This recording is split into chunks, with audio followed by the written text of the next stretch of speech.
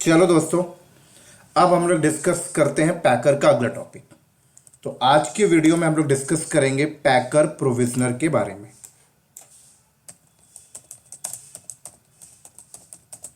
पैकर provisioner, तो simple line में अगर हम बात करें, ये पैकर का ये जो प्रोविजनर टॉपिक है ये करता क्या है।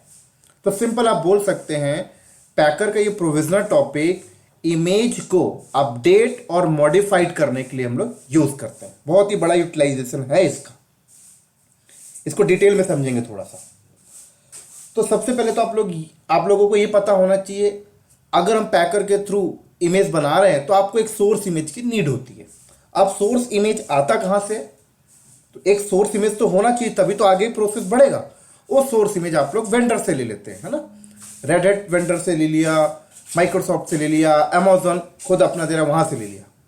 थोड़ा सा डिटेल्स में समझते हैं सोर्स इमेज आता कहां से। ठीक है, तो यहां पर मान लें यहां पर दो कंपनी है इमेज बनाने वाली, आईओ से इमेज बनाने वाली यहां पर दो कंपनी अवेलेबल है। ठीक है, एक कंपनी है रेड हैट और एक कंपनी है माइक्रोसॉफ्ट, ऐसे समझ लें।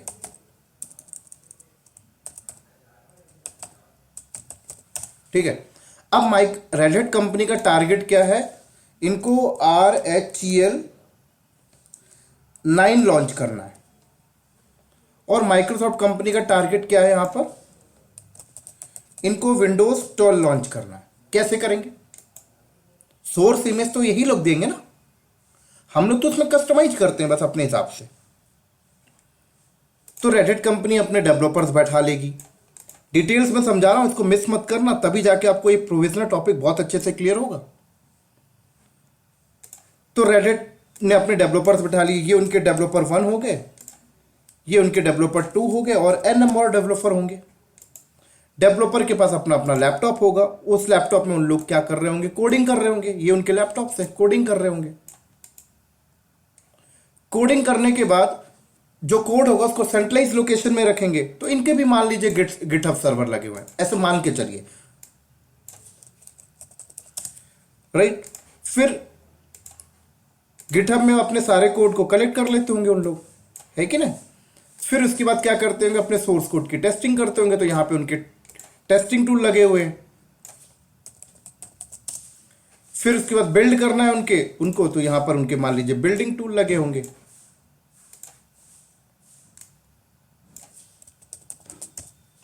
परफेक्ट। ऐसी माइक्रोसॉफ्ट की भी होंगे। और बिल्ड करने के बाद अब बनती होगी इमेज। ये बन गई उनकी इमेज। कौन सी इमेज बनी? RHEL 9 बन गई। ये इमेज तैयार हो गई, इन्होंने इमेज बनाया। अब ये इमेज है मान लीजिए 4 GB की। अब इस इमेज के अंदर रेड हैट के डेवलपर्स क्या क्या रखे हैं? एक सिस्टम पे इंस्टॉल होने के लिए बेसिक जो ड्राइवर्स लाइब्रेरी होती है वो सारी चीजें होंगी, राइट। अब इस इमेज को यूज करके कोई एक कंपनी है जो अपना सेटअप चलाना चाहती है। अब मान लो यहां पर एक कंपनी है XYZ नाम की कंपनी क्या चाहती है कि इस इमेज को यूज करके, रेड हैट के इस इमेज को यूज करके अपना पूरा का पूरा सेटअप चलाना चाहती है, एक एप्लीकेशन चलाना चाहती है। और XYZ नाम की कंपनी का इंफ्रा ये है, ये यहां पर इनके इंफ्रा लगे हुए हैं। मान लीजिए 100 सर्वर है, यहां पर 100 सर्वर यहां पे ऐसे लगे हुए हैं।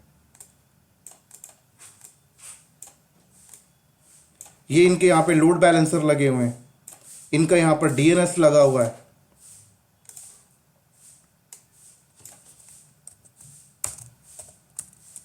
ये इनका यहां पर ELB लिख देता हूं मैं, ऑन प्रेमिसेस में अपना लोड बैलेंसर आता है। और यहां पर इनके DNS है।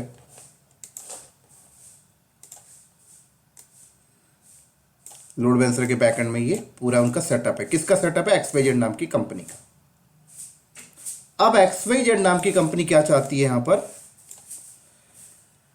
कि रेड हैट ने जो इमेज बनाई है, इस इमेज के ऊपर अपना पूरा का पूरा सेटअप चलाना चाहते हैं।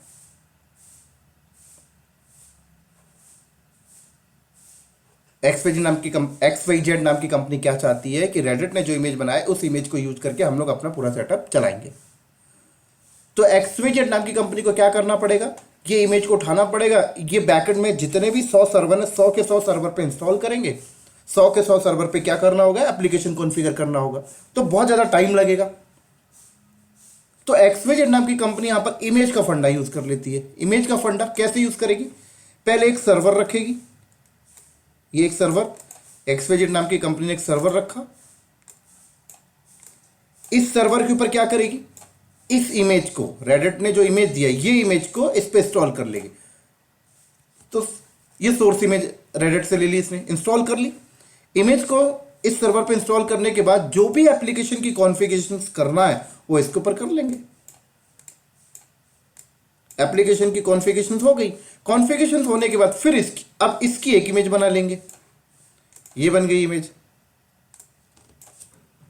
ये इमेज बन गई। तो अब ये जो इमेज बनी है ना, ये कस्टमाइज इमेज कहलाएगी, मतलब वेंडर ने अपने हिसाब से कस्टमाइज किया, कस्टमर ने अपने हिसाब से कस्टमाइज किया। तो अब अगर आप देखेंगे तो इस वाली इमेज की साइज ना हो सकता है ज़्यादा हो, 4.2 GB हो, क्योंकि कस्टमाइज हो चुकी है। बेस इमेज तो ये थी, सोर्स इमेज तो ये थी, रेडिट से आई थी। और अब एक्सवाईजेड नाम की कंपनी क्या करेगी, इस इमेज को उठाएगी, इस सर्वर पे इंस्टॉल करेगी, इस सर्वर पे इंस्टॉल करेगी, इस सर्वर पे इंस्टॉल करेगी, बात खत्म, उसका काम आसान हो गया, राइट। अब अगर हम लोग यहां पर देखें तो कस्टमर इमेज को कैसे कस्टमाइज कर रहा है, सोर्स इमेज लेता है, पहले एक सर्वर पे डालता है, फिर मैन्युअली कमांड परफॉर्म करता है, एक्टिविटीज करता है, फिर इमेज बनाता है, तब जाके कस्टमाइज होती है प्रॉपरली। और ऐसे कस्टमाइजेशन उसे बार बार करने पड़ते हैं। बार बार का मतलब क्या हुआ, जैसे ये इमेज, इसके ऊपर एप्लीकेशन डाला, कोई वर्जन डाला होगा एप्लीकेशन का, फिर इमेज बनाई, उस इमेज को यहां पर डिप्लॉय कर दिया, मतलब इन सब सर्वर के ऊपर एप्लीकेशन का पर्टिकुलर वर्जन चल रहा होगा। अब वो वर्जन कुछ दिन के बाद पुराना हो गया, अब नया वर्जन आ गया, तो इसके ऊपर नया वर्जन डालना है। तो अब कंपनी क्या करेगी, एक्सवाईजेड नाम की कंपनी इस इमेज को उठाएगी, इस इमेज को उठाएगी, वापस से इस सर्वर पे फिर डाल देगी, और वापस इस पे डालने के बाद एप्लीकेशन का जो वर्जन था उसको अपडेट करेगी, अपग्रेड करेगी, और अपग्रेड करने के बाद दोबारा इमेज बनाएगी, और ये दोबारा इमेज बन गई, मान लो ये बन गई दोबारा इमेज। तो अब दोबारा इमेज बनी तो पता लगा कि एप्लीकेशन नया वर्जन जो आया था उसमें ज्यादा अपडेट करने पड़े, तो पता लगता है इस बार इमेज हो गई 4.5 GB की,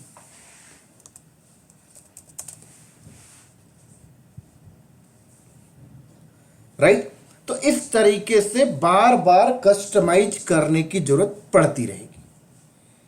समस्या ये नहीं है कि कस्टमाइज नहीं हो रहा, समस्या यहां पर यह है कि कस्टमाइज का जो प्रोसेस है उसको समझे। कस्टमाइज का प्रोसेस पहले कैसे था, बहुत लेंथी प्रोसेस है। जब भी कस्टमाइज करना पड़ेगा इमेज को, तो पहले इमेज को उठाकर किसी सर्वर पे डालिए, फिर एप्लीकेशन को अपडेट करिए, फिर दोबारा इमेज बनाइए, ये प्रोसेस है कस्टमाइजेशन का, राइट। और कभी कभी तो इंडस्ट्री में एक और प्रॉब्लम खड़ी हो जाती है। क्या प्रॉब्लम होती है कि भाई ये हमने एक इमेज बनाया, ठीक है ना, ये हमने एक इमेज बना के रेडी कर दिया, अब पता लगता है एक्सवाईजेड नाम की कंपनी में 3 डिपार्टमेंट बैठे हुए।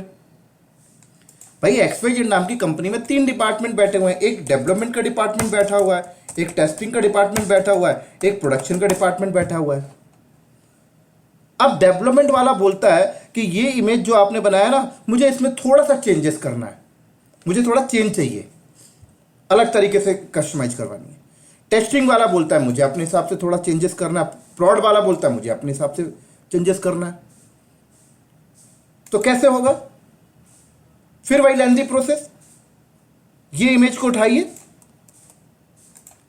ये इमेज को उठाइए, इमेज को उठाने के बाद दोबारा इस सर्वर पे डालिए, ये अलग सर्वर भी ले सकती है, सर्वर पे डाला, डालने के बाद डेवलपमेंट के हिसाब से कस्टमाइज किया, कस्टमाइज करने के बाद दोबारा हमने इमेज बनाई, दोबारा हमने यहां पर क्या किया, इमेज तैयार किया, और इस इमेज को हमने डेवलपमेंट वाले को दे दिया और बोला कि आपके हिसाब से कस्टमाइज हमने किया है, ले लीजिए, राइट। अब टेस्टिंग वाला बोलता है मुझे तो मेरे हिसाब से चाहिए, तो क्या किया हमने, इस इमेज को दोबारा इस सर्वर पे डाला, टेस्टिंग के हिसाब से कस्टमाइज किया, और फिर इमेज बनाया और बोला ये लीजिए टेस्टिंग आपके लिए ये रहा, ऐसी प्रोडक्शन के लिए। तो लेंथी प्रोसेस देखिए कितना ज़्यादा टाइम लग रहा है। तो इसी लेंथी प्रोसेस से बचने के लिए तो आईटी इंडस्ट्री में पैकर का कॉन्सेप्ट आया। किसका कॉन्सेप्ट आया? पैकर का। तो पैकर के थ्रू अगर हम इमेज बनाते हैं, इमेज को कस्टमाइज करते हैं, तो कैसे करना होता है? कोई भी लैपटॉप आप ले लीजिए, चाहे पर्सनल हो या कहीं पर भी हो, उस लैपटॉप के अंदर पैकर इंस्टॉल कर लेते हैं आप और फिर टेम्पलेट फाइल बना लेते हैं। उसी फाइल के अंदर सारी चीजें लिख देते हैं, उसे रन कर देते हैं, इमेज बन जाती है। मतलब पैकर के आने के बाद इमेज में कस्टमाइजेशन करने के लिए सोर्स इमेज को किसी सिस्टम पे डिप्लॉय करके मैनुअल कॉन्फ़िगरेशन करके दोबारा इमेज बनाने की जरूरत आपको नहीं पड़ती है। वो एक सिंगल फाइल होता है, उसी के अंदर सब कुछ लिख दीजिए, उसे रन कर दीजिए, बैकएंड में सब अपने आप हो जाता है। समझते हैं थोड़ा सा डिटेल में। देखो, पैकर के थ्रू अगर आप इमेज बनाते हो तो आपको एक टेम्पलेट फाइल लिखनी पड़ती है। फाइल का नाम कुछ भी रख लो, एक्सटेंशन आपको पता है .json या SQL लैंग्वेज, एक्सीएल का एक्सटेंशन आप रखते। तो जब हम लोग टेम्पलेट बनाते हैं पैकर के लिए, पैकर में, तो वहां पर पता है सेक्शंस होते हैं नंबर ऑफ। एक होता है बिल्डर का सेक्शन, एक होता है प्रोविजनर का सेक्शन। एक बिल्डर होता है और एक क्या होता है? प्रोविजनर होता है, राइट। और एक होता है पोस्ट प्रोसेस, ये हम लोग बाद में बात करेंगे, ठीक है। तो बिल्डर के सेक्शन में आप क्या डिफाइन करते हैं, पहले इसको समझ ले, फिर हम लोग आ जाएंगे अपने प्रोविजनर के टॉपिक में। तो बिल्डर के सेक्शन में आप लोग डिफाइन करते हैं सोर्स इमेज। क्या? सोर्स इमेज हो गया, प्रोवाइडर हो गया, एक्सेस की हो गया, सीक्रेट की हो गया, हार्डवेयर का टाइप हो गया, ये सारी चीजें आप बिल्डर के सेक्शन में डिफाइन कर देते हैं, है ना। जैसे कि भाई हम लोग पहले इमेज बनाने के लिए क्या करते थे, पहले इमेज अगर हमको कस्टमाइज करना रहता था, जैसे रेडिट ने सोर्स इमेज दिया, सोर्स इमेज को कस्टमाइज करना रहता था तो कैसे करते थे? एक हार्डवेयर लाते थे, उस पर इंस्टॉल करते थे, राइट। तो पैकर में अगर हम लोग इमेज को कस्टमाइज करना चाहते हैं तो बिल्डर के सेक्शन में हम लोग सोर्स इमेज बता देते हैं, प्रोवाइडर बता देते हैं, हार्डवेयर का टाइप सब कुछ बता देते हैं। लेकिन अब उस इमेज के अंदर कस्टमाइज क्या करना है, जैसे पहले हम लोग कस्टमाइज करने के लिए क्या किया, इसको यहां पर इंस्टॉल कर लिया, इंस्टॉल होने के बाद मैनुअली कमांड चला रहे हैं, मैनुअली कमांड चला रहे हैं, कॉन्फ़िगरेशन कर रहे हैं, ये कस्टमाइज हो रही है। एक प्रकार से सब कुछ कर लिया, फिर इमेज बना दिया तो कस्टमाइज इमेज हो जाती थी। लेकिन पैकर के थ्रू अगर आप इमेज बनाते हैं तो जो कॉन्फ़िगरेशन आपको करनी होती है वो आप लोग प्रोविजनर के अंदर करते हैं। किसके अंदर करते हैं? प्रोविजनर के अंदर, प्रोविजनर सेक्शन में। तो जैसे मैं चाहता हूं कि इस इमेज के ऊपर कोई फाइल कॉपी हो जाए तो फाइल प्रोविजनर अवेलेबल है, कोई कमांड पास करवाना चाहता हूं तो सेल प्रोविजनर अवेलेबल है, कुछ विंडो से रिलेटेड कमांड तो विंडो के पावर सेल प्रोविजनर अवेलेबल है, कुछ एंसिबल की चीजें रन करवाना है तो एंसिबल का प्रोविजनर अवेलेबल है। सारे प्रोविजनर यहां पर आए तो आपको लिस्ट मिलेंगे। देखिए, ये देखिए, ये आप कॉपी, वीडियो को पॉज करके आप ये साइट ले लें, ये लिंक, ये देखिए प्रोविजनर, देखिए फाइल के लिए फाइल प्रोविजनर, पावर सेल, इतने सारे प्रोविजनर अवेलेबल है। मतलब जैसे जैसे आपको टास्क परफॉर्म कराना है भाई, ऐसे समझो। पहले मैं इमेज को कस्टमाइज करना चाहता था तो क्या करता था, सोर्स इमेज लिया, इसके अंदर इंस्टॉल कर दिया। अब एप्लीकेशन कॉन्फ़िगरेशन करनी है, कुछ फाइल कॉपी करना है तो फाइल कॉपी करने की मैनुअल कमांड चलाता था, है ना। कुछ स्क्रिप्ट रन करनी है तो स्क्रिप्ट वाली कमांड चलाता था, कुछ एंसिबल से रिलेटेड करनी तो एंसिबल से रिलेटेड करता था, सब कुछ मैनुअली करता था ना। यहां पर कहता है कि हर एक काम के लिए प्रोविजनर बना हुआ है, सॉरी, हर एक टास्क को करने के लिए प्रोविजनर है, नंबर ऑफ प्रोविजनर। कुछ फाइलें कॉपी करवानी है तो फाइल प्रोविजनर यूज कर लो, एंसिबल से रिलेटेड कुछ काम कराना है एंसिबल प्रोविजनर यूज कर लो, सैप से रिलेटेड कुछ काम कराना है सैप प्रोविजनर यूज कर लो, राइट। तो ये सारे प्रोविजनर हैं, सारे प्रोविजनर हम लोग डिस्कस करेंगे विद प्रैक्टिकल के साथ। अभी आप लोग ऐसे समझ ले बस, ये देखें, परफेक्ट। फिर क्या करते हैं हम लोग, फिर इस फाइल को रन कर देते हैं। जैसे ही इस फाइल को रन करते हैं तो पूरी की पूरी कस्टमाइज इमेज बन जाती है यहां पर, राइट। तो क्या हुआ, टाइम बचा हमें। मतलब इमेज को कस्टमाइज करने के लिए पहले आप क्या कर रहे थे, पहले आप कस्टमाइज करने के लिए पहले एक सर्वर पे डिप्लॉय करते थे, फिर मैनुअल कॉन्फ़िगरेशंस करते थे, फिर दोबारा इमेज बनाते थे, तब जाकर आपको कस्टमाइज इमेज मिल पाती थी।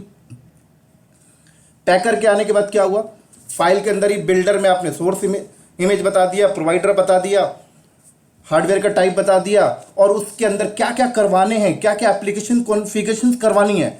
जो एप्लीकेशन आप यहाँ पे मैनुअल कॉन्फ़िगरेशन करते थे वो आप प्रोविजनर के सेक्शन में पास कर देते हो, उससे रिलेटेड कमांड वो अपने आप कर देता है। उस फाइल को रन कर देते हो, बन गई इमेज कस्टमाइज, लो भाई यूज कर लो। कल को नया एप्लीकेशन आया तो उसी फाइल को आपने खोला, एप्लीकेशन का वर्जन चेंज हो गया, मान लीजिए आपने इमेज बना के इस XYZ नाम की कंपनी को दे दिया, XYZ नाम की कंपनी यूज कर रही है, कल को एप्लीकेशन का वर्जन बदल गया तो आप प्रोविजनर के सेक्शन में जाएं, कमांडें चेंज कर देना अपडेट वाली, फिर रन कर देना, इमेज अपडेट हो गई, ये लो फिर वापस दे दो इनको। पहले क्या करना पड़ता था, पहले तो यार एप्लीकेशन का वर्जन चेंज हुआ तो लाओ उसको उठाओ, दोबारा डालो, एप्लीकेशन डालने के बाद दोबारा मैनुअली कमांड चलाओ, फिर इमेज बनाओ, टाइम बहुत ज्यादा लगता था, राइट। इसी तरीके से अगर मान लीजिए इमेज पैकर के थ्रू हमने बनाया, कल को डेवलपमेंट की टीम बोलती कि मुझे मेरे हिसाब से कस्टमाइज करना है, टेस्टिंग की टीम बोलती मुझे मेरे हिसाब से कस्टमाइज करना है, प्रोडक्शन की टीम बोलती मुझे मेरे हिसाब से कस्टमाइज करना है, कोई प्रॉब्लम नहीं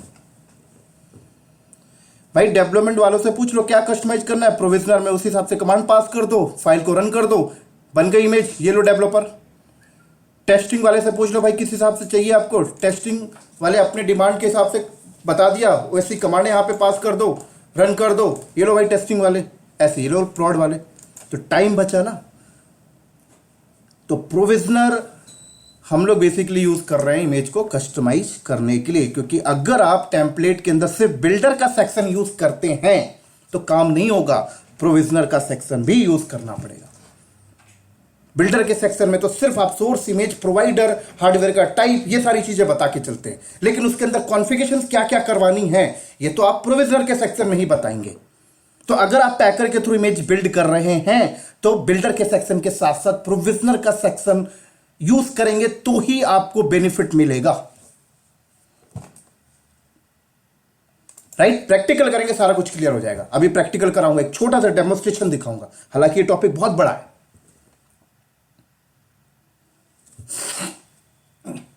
अब थोड़ा सा और बात करते हैं इसमें। अब होता क्या है, देखो आप पैकर के थ्रू इमेज बनाते हो ना, कस्टमाइज करते हो ना, तो बैकएंड का जो प्रोसेस है ना वो वही प्रोसेस चलता है जो पहले हो रहा था।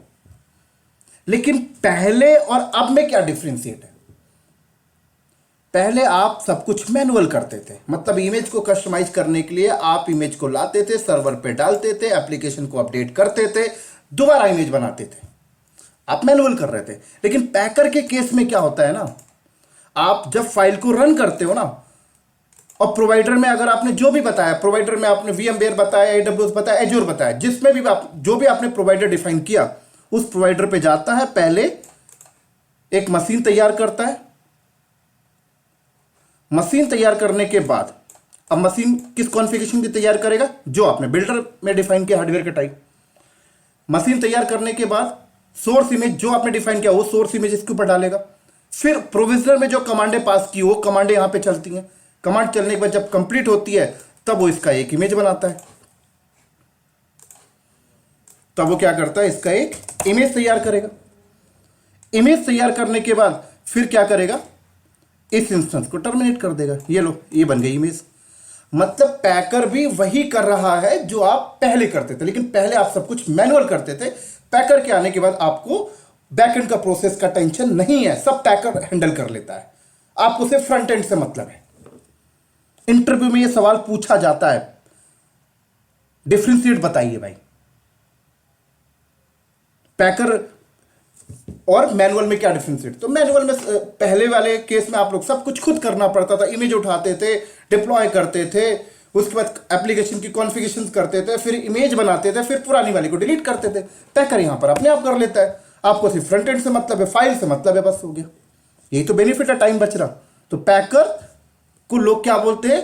पैकर इमेज को बनाने और अपडेट करने का एक ऑटोमेशन टूल है, ऐसे बोलते हैं पैकर को। बात भी अच्छी है, इमेज को बना रहा है, अपडेट कर रहा है ऑटोमेशन के साथ। एक ऑटोमेशन टूल है इमेज को बनाने और अपडेट करने के लिए। उम्मीद करता हूं समझ गए होंगे। चलो थोड़ा सा एक छोटा सा डेमोन्स्ट्रेशन करके देखते हैं, है ना। तो ये AWS, ये मेरा पैकर वर्क स्टेशन है जो हमने लास्ट वीडियो में किया था। ये मेरी फाइल है, देख सकते हैं। यहां पर मैं प्रोविजनर यूज करूंगा, ठीक है, प्रोविजनर का सेक्शन यूज करूंगा।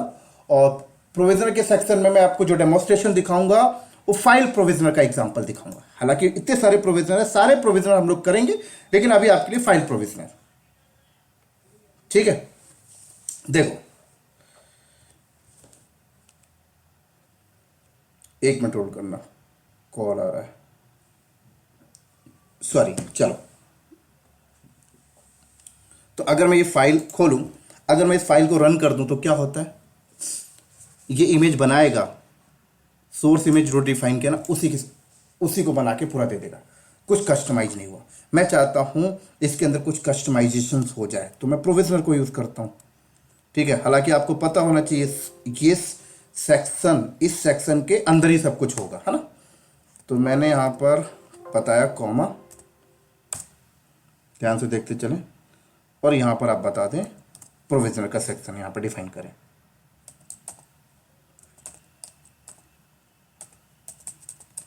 ठीक हो गया।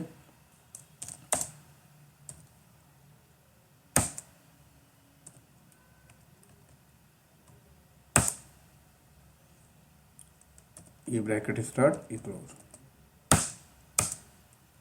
चलो, अब मैंने यहां पर बताया प्रोविजनर का टाइप। तो कौन सा प्रोविजनर का टाइप अभी मैं यूज कर रहा हूं? File provisioner. आपको डेमोन्स्ट्रेशन दिखाने के लिए, आगे हम लोग बात करेंगे इसको बहुत ही डेप्थ में, ठीक है। अब मैंने यहां पे बताया सोर्स, एक फाइल कॉपी करवाना चाहता हूं, तो सोर्स में कौन सी फाइल? तो मैंने फाइल का नाम जैसे यहां पे लिख दिया कि करंट पाथ में एक फाइल पड़ी हुई है क्लाउड नॉलेज इंडिया नाम की, ठीक है। अभी फाइल नहीं है, बना लेंगे हम लोग। कौन सी डेस्टिनेशन में कॉपी कराना है?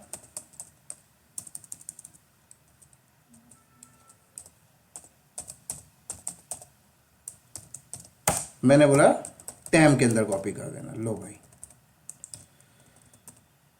ये लो, परफेक्ट। चलो, तो क्या होगा प्रोविजनर में? मैंने बताया कि भाई प्रोविजनर का टाइप फाइल है, करंट लोकेशन से ये फाइल उठाना और डेस्टिनेशन इस फोल्डर के अंदर कॉपी कर देना। तो जब ये इमेज बिल्ड होगी तो ये वाला सेक्शन क्या करेगा? जाके एक इंस्टेंस बनाएगा, उस इंस्टेंस के ऊपर ये फाइल को कॉपी कराएगा, फिर इमेज बना के देगा, है ना। करके देखते हैं। चलो, अभी देखो यहां पर कोई भी इमेज नहीं है मेरे पास,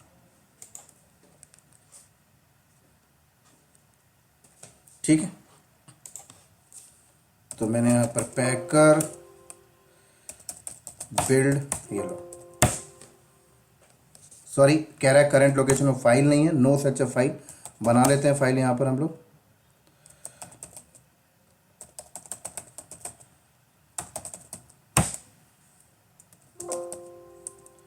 इसमें लिख भी लेते हैं कुछ।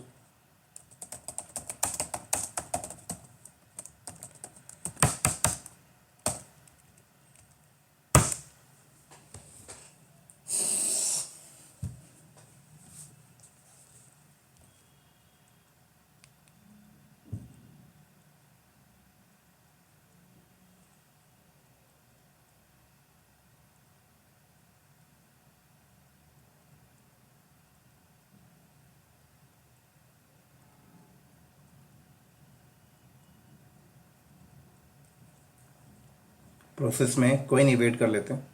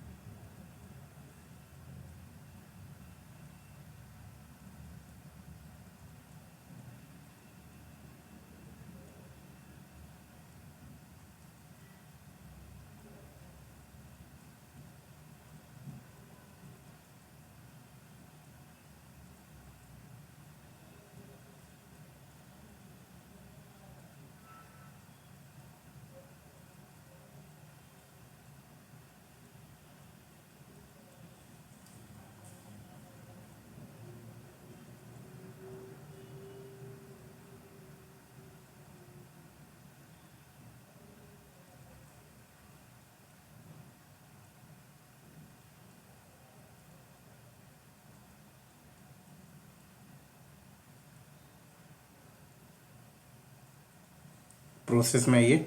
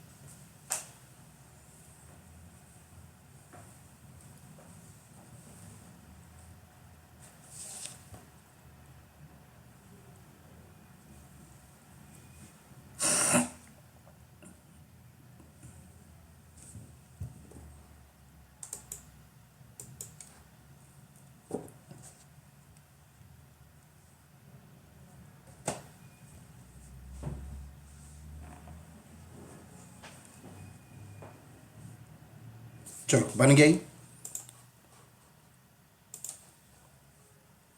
चलो अब देखते हैं कि टैम के अंदर फाइल कॉपी हुई थी या नहीं थी। कैसे देखोगे? इसको लॉन्च कर लो ना इसी में, जिससे एक इंस्टेंस लॉन्च करके देख लो। लो लॉन्च में क्लिक कर लेते हैं। अब पूरी तसल्ली होनी चाहिए।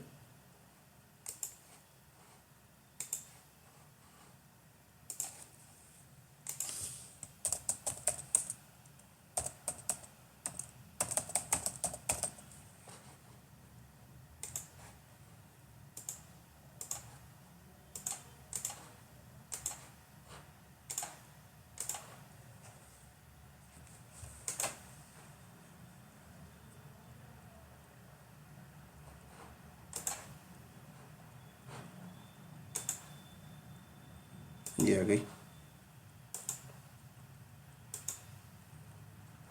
ये पब्लिक आईपी कॉपी किया।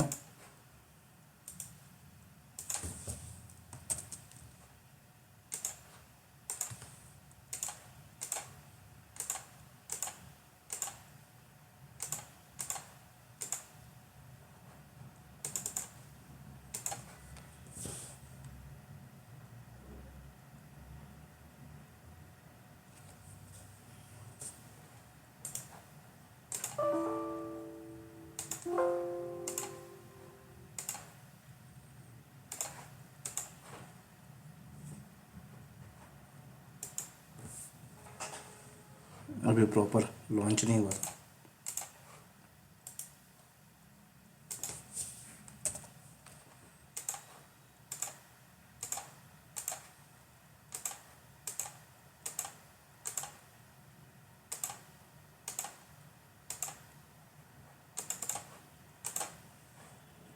चलो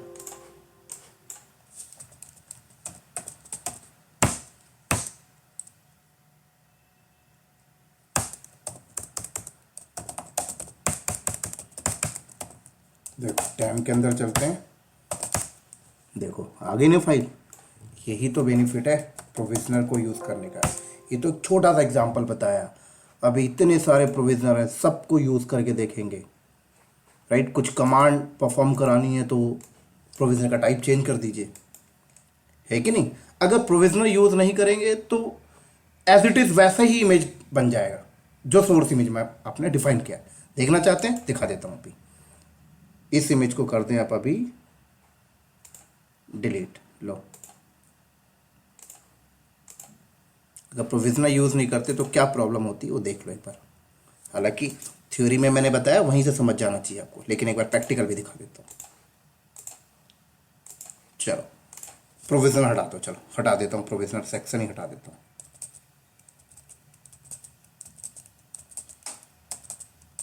तो प्रोविजनल सेक्शन ही जब नहीं रहेगा तो क्या करेगा? एज इट इज़ वही इमेज बना के दे देगा जो सोर्स में आपने डिफाइन किया, एकदम वैसा ही। मतलब कस्टमाइज नहीं हो पा रहा फिर, है ना? और कस्टमाइज होना तो बहुत इंपॉर्टेंट है। ले भाई, तय कर बिल्ड।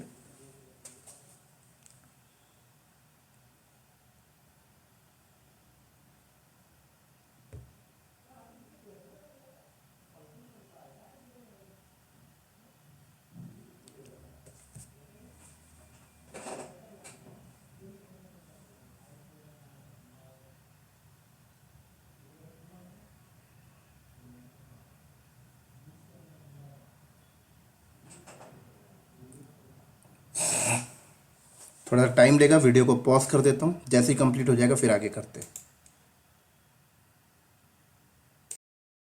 चलो हो गया डन। चलो इसको रिफ्रेश करते हैं, ठीक है ना। इस इमेज से अब लॉन्च करके दिखाते हैं कि प्रोविजनर डिफाइन नहीं किया तो एज इट इज़ वैसा ही है, कोई फाइल वाइल कॉपी नहीं हुई होगी।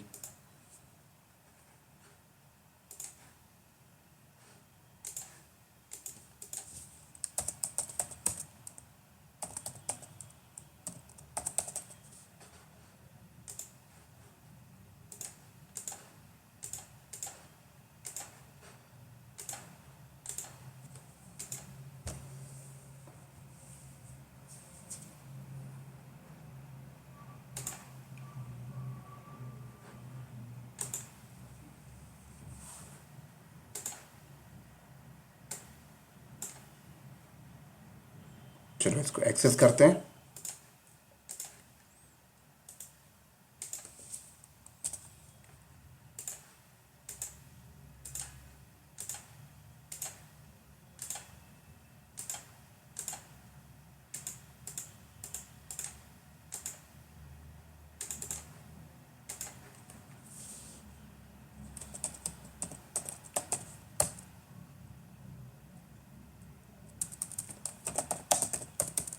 ये देखो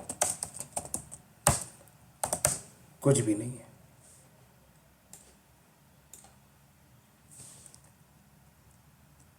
सॉरी, ये फाइल इसके अंदर कैसे आ गई? आई थिंक हमने, अच्छा, न्यू इंस्टेंस को एक्सेस किया ना, वो पहले जो बनाया था। सॉरी, अभी जो बनाया वो क्या है? ओल्ड वन है ना। हाँ, तभी तो समझे फाइल क्यों आ गई। इसको एक्सेस करके देखते हैं। अभी जो बनाया था वो ओल्ड वन बनाया, पहले वाला ये न्यू इंस्टेंस था। कोई नहीं,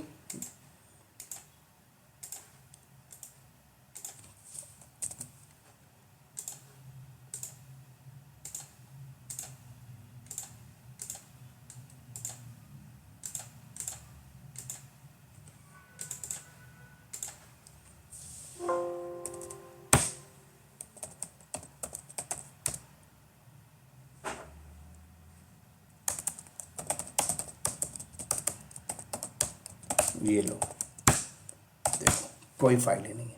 राइट, उम्मीद करता हूँ समझ में आ गई होगी। इसी तरीके से प्रोविजनर की इंपॉर्टेंसी बहुत है। अगर इमेज में कुछ भी कस्टमाइजेशन करानी है, अभी तो हमने फाइल कॉपी कराया, स्क्रिप्ट रन कराना है, आगे चल के कमांड एग्जीक्यूट कराना है, एनसिबल से रिलेटेड चीज़ें एग्जीक्यूट करानी है, ये सारे प्रोविजनर यहाँ पर अवेलेबल है। आप एक एक करके हर प्रोविजनर को पढ़ते जाएं, कौन सा क्या करता है, विद प्रैक्टिकल्स भी यहाँ पे दिया हुआ है। इस डॉक को फॉलो करें। जो मैंने फाइल यूज किया वो भी मैंने यहीं से फॉलो किया, देख सकते हैं आप लोग पूरा सिंटेक्स। हालांकि मैं 5-6 एग्जांपल आपको करके दिखाऊंगा, shell provisioner, shell local, puppet server, power shell, ये सारे करके मैं आपको दिखाऊंगा। आप भी अपना थोड़ा सा मेहनत करें, एफर्ट लगाएं, एक एक करके थ्योरी पढ़ें, आपको बेनिफिट होगा, इंटरव्यू मजबूत हो जाएगा आपका। उम्मीद करता हूं समझ लग गई होगी। अगली वीडियो में मिलते हैं हम लोग प्रोविजनर के अगले प्रैक्टिकल के साथ। तब तक भी दोस्तों बाय बाय, नेक्स्ट वीडियो में मिलते हैं बहुत ही जल्दी।